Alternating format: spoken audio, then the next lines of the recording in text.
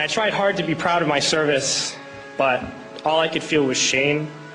And racism could no longer mask the reality of the occupation. These were people, these were human beings. I've since been plagued by guilt anytime I see an elderly man, like the one who couldn't walk, who we rolled onto a stretcher and told the Iraqi police to take him away.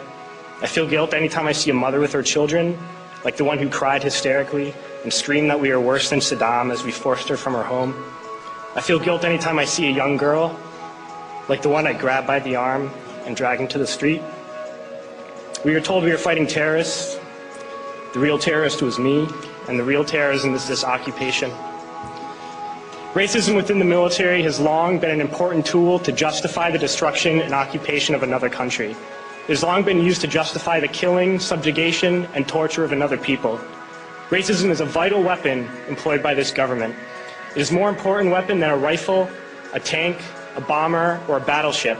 It is more destructive than an artillery shell, or a bunker buster, or a Tomahawk missile. While all those weapons are created and owned by this government, they are harmless without people willing to use them. Those who send us to war do not have to pull a trigger or lob a mortar round. They do not have to fight the war, they merely have to sell the war. They need a public who is willing to send their soldiers into harm's way. They need soldiers who are willing to kill and be killed without question. They can spend millions on a single bomb, but that bomb only becomes a weapon when the ranks of the military are willing to follow orders to use it. They can send every last soldier anywhere on earth, but there will only be a war if soldiers are willing to fight.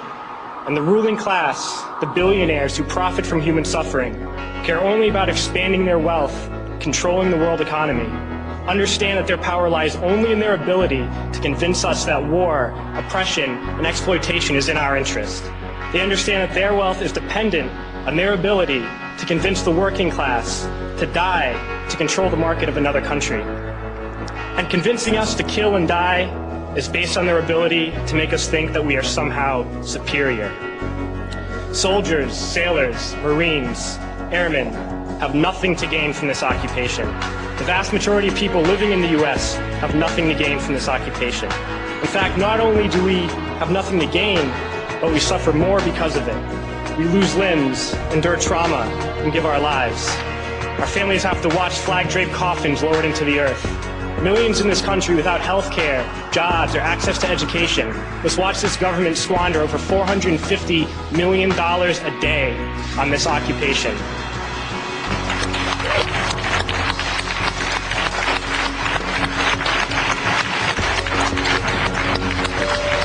Poor and working people in this country are sent to kill poor and working people in another country to make the rich richer. And without racism, soldiers would realize that they have more in common with the Iraqi people than they do with the billionaires who send us to war.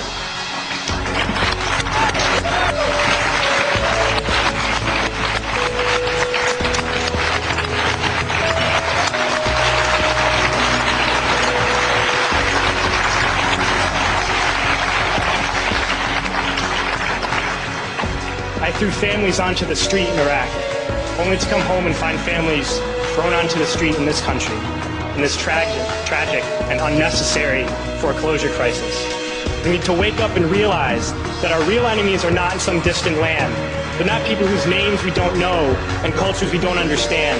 The enemy is people we know very well and people we can identify. The enemy is a system that wages war when it's profitable.